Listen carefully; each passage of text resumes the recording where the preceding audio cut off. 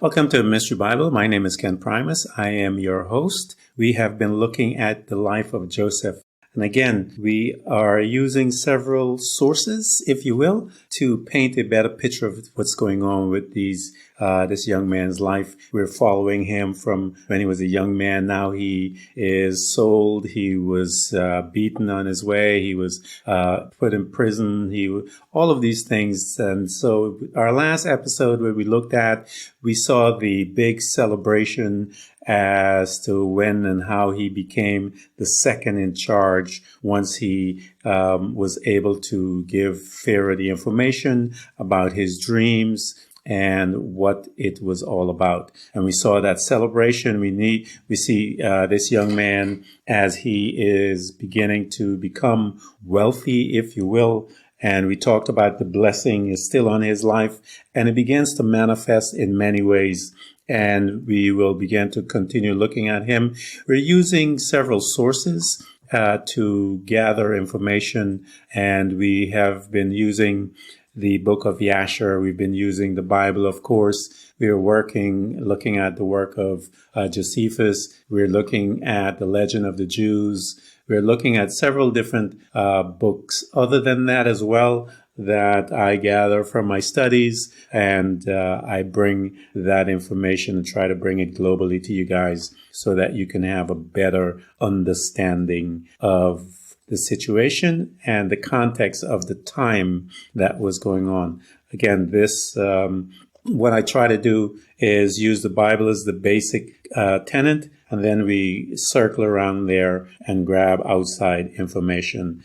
And I want to make sure to let you guys know I'm not here to change God's laws and his word and create other things. We're just getting a better understanding from all the different sources that are out there. So we see that this guy, we talked about Joseph, when he was paraded around the people. We talked about in the end of chapter 49 in the book of Jasher, when he gets this little army. It says in verse 43, and Joseph had an army that made war, going out in hosts and troops to the number of 40,600 men, capable of bearing arms to assist the king and Joseph against the enemy, besides the king's officers and his servants and inhabitants of Egypt without number. And Joseph gave unto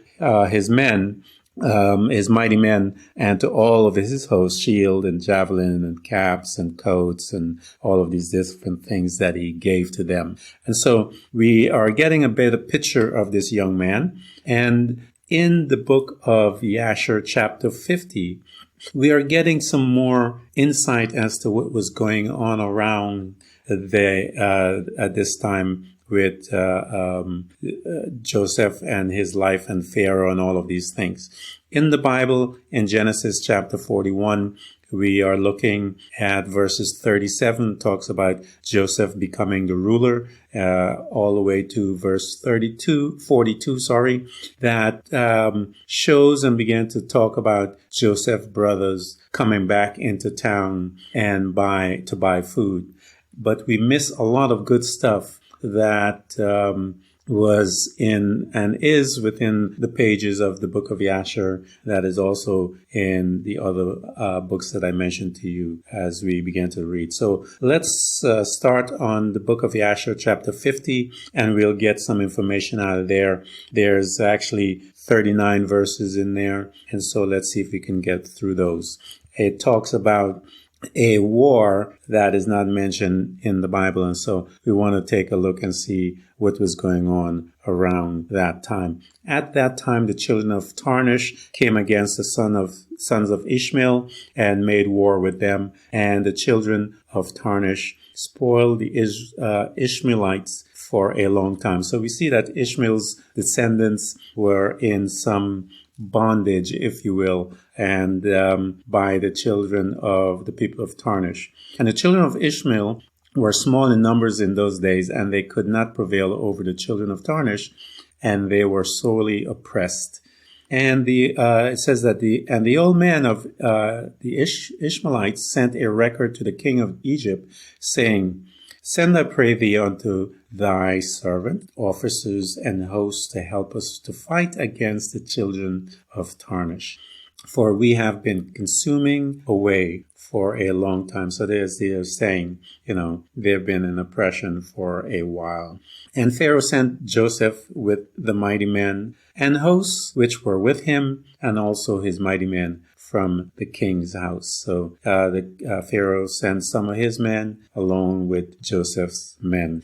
And Joseph now is going to go to war to deal with these guys. And they went to the land of Havilah, the children of Ishmael, to assist them against the children of Tarshish. And the children of Ishmael fought with the children of Tarshish, and Joseph smote the Tarshishites, and he subdued all their land, and the children of Ishmael dwelt therein unto this day. So Joseph came in, and the descendants of Ishmael, they were being oppressed. He subdued the people of Tarshish and gave them the land.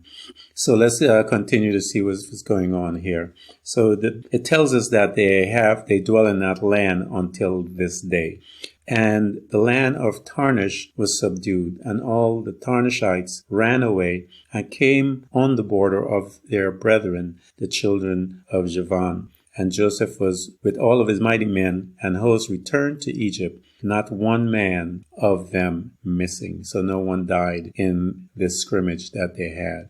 And the revolution of a year, in the second year of Joseph's reign over Egypt, the Lord gave great plenty throughout the land for 7 years, as Joseph had spoken. For the Lord blessed all the produce of the earth in those days for 7 years, and they ate and were greatly satisfied. And Joseph at that time had officers under him, and they collected all the food of the good years and heaped corn year by year, and they placed it in a treasury of Joseph. So we're seeing this guy is collecting tremendous amount of wealth as a result. And a couple of years ago, he was in prison, and we talked about how God created a plan to bring him out, and we talked about how God is creating a plan for your life as well. So I just want to keep you guys abreast that you think your life is a mess, but God is working behind the scenes, as he did with this young man, Joseph. And so we see that he is promoted. He got a really good promotion, and the blessing that is in every single believer's life is manifesting. It's producing fruit, if you will. And we talked about what the blessing is in my eyes. The blessing is the grace of God and his protection. The grace of God, as we've talked about, is the divine influence upon the heart and the benefit that it brings to the believer. So this is God's job. He does that. And the protecting part, we see scriptures and we read scriptures all day long about God protecting us and protecting his people. He would tell us, fear not, don't worry about these people, I got your back, basically. So I believe the blessing, that power we've been watching it come through the lineage of this family that the brothers were fighting over and destroy their brotherhood, their relationship based on that particular one thing. And that is the blessing, because we saw what took place with his uncles and his dad and his uncle. So here we go. And we're looking at what's happening here. So he's getting wealthy as a result. And he is storing up all kinds of stuff. He has men. He's giving them all kinds of good stuff. And they are excited. They are his warriors. They are collecting stuff. And he is getting rich. And Joseph did according to this year by year for 7 years. So it tells us that he gathered food. He commanded that they should bring the corn in the ear, and along with it some of the soil of the field, that it should not spoil. Because remember, there's a 7 year of famine. So he's bringing in the corn and he's bringing in some soil with it so that they can put it aside so that when this drought comes, that is not going to destroy all of it. So he is thinking ahead, if you will, because of the information that God had given to him. So he's telling everyone to do the same. And also all the inhabitants of Egypt gather all sorts of food in their stores in great abundance during the 7 years, but they did not do unto it as Joseph did. So they followed part of the instruction that he had given to them. And so we see that in verse 11, and it tells us that they did not do all the stuff. And it says, and all the food which Joseph and the Egyptians had gathered during the 7 years of plenty was secured for the land in store for the 7 years of famine, for the support of the whole land. And the inhabitants of Egypt filled each man his store and his concealed place with corn to be for support during the famine. So everyone in Egypt is putting stuff away as instructed. They are not doing what he had what he's doing, the additional piece, which was bringing the dirt to so that he would not have it spoiled, as it says within the book of Jasher. So let's continue looking at this young man and see what's happening. And so as the 7 years of plenty throughout the land were at end, and the 7 years of famine came after them, as Joseph had spoken, and the famine was throughout the land. And all the people of Egypt saw that the famine had commenced in the land of Egypt, and all the people of Egypt opened their store of corn, for the famine prevailed over them. And they found all the food that were in their stores full of vermin and not fit to eat. And the famine prevailed throughout the land, and all the inhabitants of Egypt came and cried before Pharaoh, for the famine was heavy upon them. So we see that everyone else's stuff, even though they followed the direction, yet there was it was damaged. It was uneatable because of vermins in there. And so let's take a look and see what happens to Joseph's stuff. As I mentioned to you, that blessing, I believe it is that combination of God's grace and his protection. And I believe we will see that God protected his grain. And he did that for a reason, because this young man took this situation and even became more wealthy as a result. So verse 20, it tells us that they came and they cried before Pharaoh. So verse 21, and they said to Pharaoh, give us some food, man. Your servants, and wherefore shall we die through hunger before your eyes, even we and our little ones? And Pharaoh answered them, saying, and wherefore why are you crying unto me? Did not Joseph command that the corn should be laid up during the 7 years of plenty, for the years of famine? And wherefore did you not hearken to his voice? So he's trying to say, what's your problem, basically? And so they began to explain to him what happened. And the people of Egypt answered the king, saying, as thy soul liveth, our Lord, your servants have done all that Joseph ordered. For their servants also gathered in all the produce of the land, of the field, during the 7 years of plenty, and laid it in the storehouse unto this day. And when the famine prevailed over our servants, we opened our stores, and behold, all of our products, our produce, was filled with vermin, and was not fit for food. And when the king heard all that had befallen the inhabitants of Egypt, the king was greatly afraid on account of the famine, and he was much terrified. And the king answered the people of Egypt, saying, since all this happened unto you, go unto Joseph, do whatever he shall say unto you, transgress not his command. And so the king had delegated all of this stuff to Joseph. He didn't, know anything as to what was happening. And so his response was, hey, go and check it out.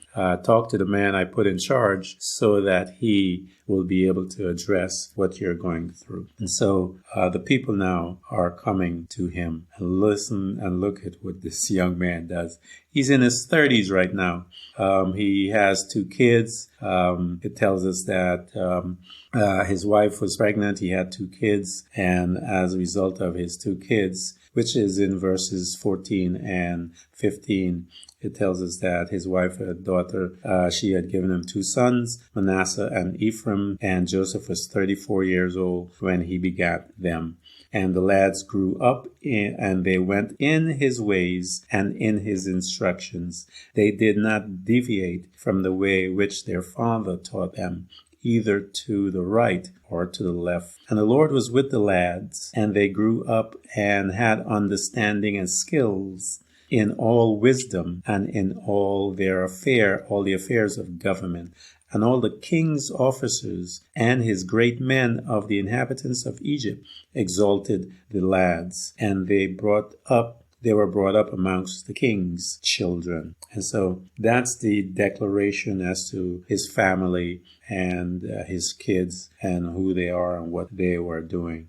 So we see that the people came to Pharaoh. They made their complaint. He sends them to Joseph, and he says, listen and do exactly what he says.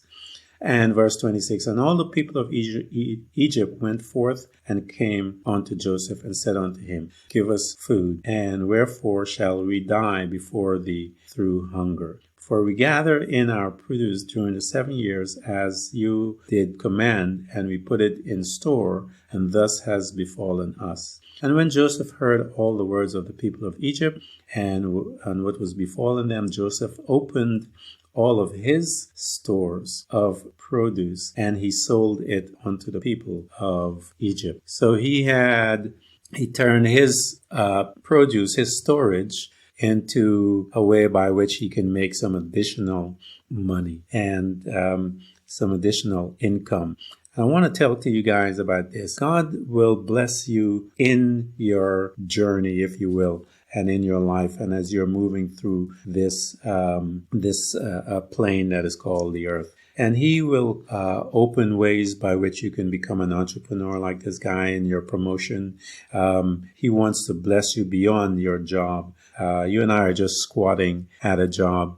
But if you allow God to open your heart and seek his face so that he can show you how to step out and become an entrepreneur so that he can bless you even more.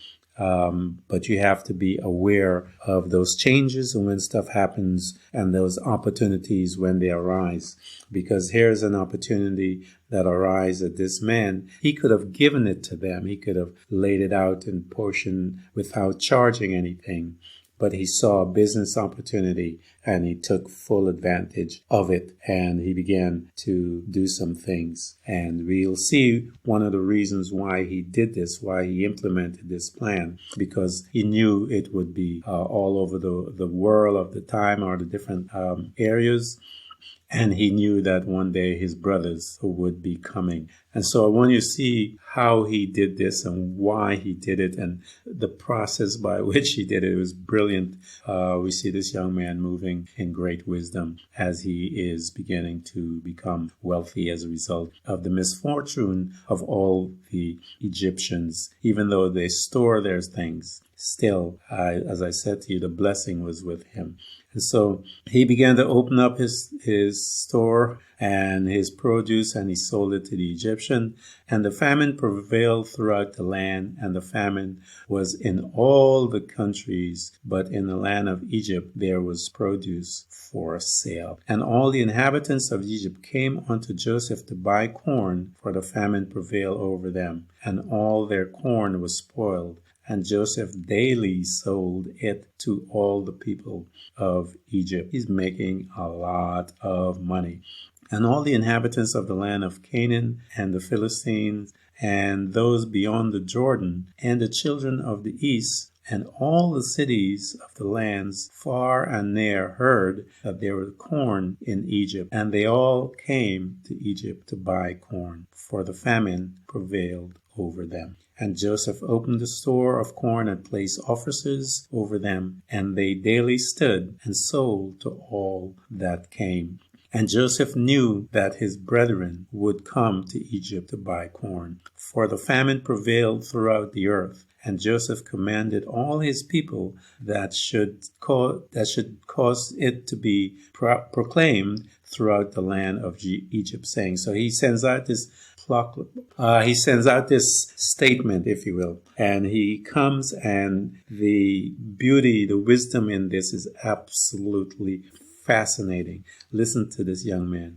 It is the pleasure of the king of his second, this is what he is telling and sending out to his people, and of their great men, that any persons who wish to buy corn in Egypt shall not send his servant to Egypt to purchase, but his sons, and also any Egyptian or Canaanite who shall come for any of the stores for buying corn in Egypt, and shall go and sell it throughout the land, he shall die. For no one shall buy but for the support of his household. So he's telling those folks, there's no other business going on here besides me. You're not going to come and buy and then go and sell it somewhere. Why? Because there is a reason why he's doing this. And Joseph knew that his brothers also would come to Egypt to buy corn. And he knew that. And so he put out this statement to all the people on the land so that they would now come and access his stuff that he's going to set up. He wants the son because he knows that if he does this, his brother's going to have to show up. And so he knew that they were coming, and so he sent out this, proclamation as to what he wants. And so any man leading 2 or 3 beasts shall die, for a man shall only lead his own beast. So he's trying to prevent anyone from buying and selling outside of him. Is another brilliant piece because he's going to make all that money himself. And Joseph placed sentinels at the gates of Egypt and commanded them, saying, any person who may come to buy corn, suffer him not to enter until his name and the name of his father and the name of his father's father to be written down, and whatever is written by day, send their names unto me in the evening, that I may know their names. Brilliant. And Joseph placed officers throughout the land of Egypt, and he commanded them to do all of these things. But I'm sure this process is now going to slow down everything, but it is for his benefit as to what he wants to do, and so that he can have this audience with his brothers when it's time. So I know that some of you guys are having problems with family members, and you guys are estranged, but God can orchestrate things that can cause you to come back to each other if that is your desire and you want that and you're praying for it. God is a God who can orchestrate anything. The Bible tells us, is there anything too difficult for him? And the answer is no. So he tells us that he holds every man's heart, every single man's heart on this planet, the Bible tells us, is in the hand of my God. And their hearts, he says he can move them like the streams of running waters to do whatever he will. And that is where grace comes in, the divine influence upon the heart, about all those people's heart, so that they can bring about God's desired outcome. So as we continue to see that he sets up this way by which he can track who's coming into Egypt, so that he can find out when his brothers are here. And Joseph did all of these things and made these statutes in order that he might know when his brothers should come to Egypt to buy corn. And Joseph's people caused it daily to be proclaimed in Egypt according to these words and the statutes which Joseph had commanded. And all the inhabitants of the east and west country and all of the earth heard of the statutes and regulation which Joseph had enacted in Egypt, and the inhabitants of the extreme parts of the earth came and they brought corn in Egypt day after day, and then they went away. And all the officers of Egypt did as Joseph commanded, and all that came to Egypt to buy corn. the gatekeepers would write their names and their fathers' names and daily bring them in the evening before Joseph. So Joseph has set up a system by which he can track his brother's entrance into Egypt, because we're seeing that this famine was pretty much worldwide, and everyone was coming from all directions because he had 7 years and he stored up his stuff. But in that 7 years, we see that the people of Egypt did the same thing, and yet every single person in Egypt, except for Joseph, his produce was saved. Everyone else was destroyed. That, guys, is something to talk about. So here we are in chapter 51, and we are now going to begin to see some of the things that will come and cause these guys to meet at something. And Jacob afterwards heard that there were corn in Egypt, and he called unto his sons to go to Egypt to buy corn, for unto them also did the famine prevail. And he called unto his sons, saying, Behold, or look, guys, I hear that there is corn in Egypt, and all the people on the earth are going to purchase. Now, therefore, why will you show yourself satisfied before the whole earth? Go also down to Egypt and buy us a little corn amongst those that come there, that we may not die. And the sons of Jacob hearkened to the voice of their father, and they rose up to go down to Egypt in order to buy corn amongst the rest that came to them. So here we have this family that God has been working with. We know that Jacob is a man of God. We know that he is in the lineage of Abraham, which is passing through, because the Bible tells us that God made a promise in Genesis. He said, the seed of the woman. And so he had to keep a seed pure as he's walking through, because the seed of the woman, which was Mary, that was the promise that was coming, and that was Jesus Christ. And so we see that these guys, they were struggling, even though God was with them. They were in a part of famine, and the Bible tells us that God says, even in the famine, he will provide. Even in the river, he will provide so that the water doesn't overflow. When we are in the furnace, the fire will not burn us. All of these places, he gives us an example of him being a provider. And so he provided Egypt for them. And I had a teaching a long time ago. I told people that our blessing is in Egypt, and we need to go get it instead of just sitting around waiting for God to give it to us, because he has given to us the grace, and the Bible tells us that he has given to us the power to get wealth. And if you study the word, that means that power is the grace of God. So go get your wealth, guys. Just want to tell you, sideline if you wish. So here we are, we're seeing that Jacob is telling his sons now to get busy, get moving, go down to Egypt and to buy us some food so that we won't die. And the sons of Jacob hearkened to the voice of their father, and they rose up to go down to Egypt in order to buy corn amongst the rest that came there. This must have been a busy, busy place. And Jacob, their father, commanded them, saying, when you come into the city, do not enter together in a gate on account of the inhabitants of the land. And the sons of Jacob went forth, and they went to Egypt. And the sons of Jacob did all as their father had commanded them.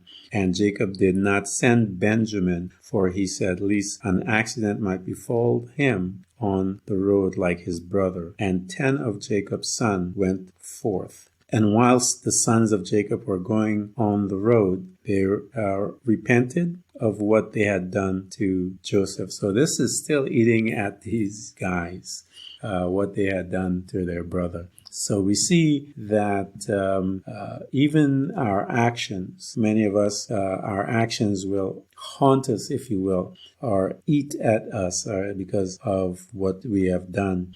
And it is being there for years. We see that this man now is 30-something years. He has 2 kids. And it tells us that his brothers are still in trauma. They're still in a state of pain. as a result of what they had done to their brother, which they should be, because number one, they tossed him into a pit with snakes and scorpions. He didn't die. Number two, they sold him to to some people because they didn't want to kill him. When their brother showed up, he says, no, we can't kill him. So they sold him, but they did not know that this was God's plan, because he knew that this famine was coming, and he wanted to protect and to provide for his family and his people. And that's why I tell you guys, God will always provide, because he is a provider. This is one of his names and one of his personality traits, if you will. It is who he is. He can't help it but provide for his people. Why can he not help it? Because he is a father, and any father desires to be a provider for their children. And so he is the same. He is a father, and a father that loves his children. And the Bible tells us all from the beginning to the end that he loves his kids and he wants to provide for them. He would tell you and I, don't be afraid, fear not, I got your back. My God shall supply all of your needs. He tells us, don't panic, don't worry, don't get distracted. I had a teaching where Jesus comes to Martha and Mary after he is hanging out and going to all his crusades, and he comes to their house, and Martha's busy. The Bible tells us that she was distracted with all the preparations that needed to be done. And because she was distracted, she didn't know that the word was there. Mary, on the other hand, the Bible says she was sitting by Jesus, listening to what he was saying, and her focus was on the word. And Jesus said to Martha, when Martha comes complaining, and he said to her, Martha, Martha, you're distracted, you're worried, and you're upset. And so you and I need to come out from that space where we are distracted, because it brings us to a different state. And so I want to encourage you that Jesus is a provision that was provided by God, and the Holy Spirit was a provision that provided by God. Our redemption was a provision provided by God. All of these things he provided for you and I, the Bible tells us, before the foundation of the earth. So I want to thank you guys for coming and following me. It's the beginning of a new year. Happy New Year to all of you. And this year of 2023, we are going to talk about the blessings. We're going to go into that. We're going to do prayers and all those different things as we walk through the Bible and learn more about what God has for you and I, so that you and I can become effective and change this world.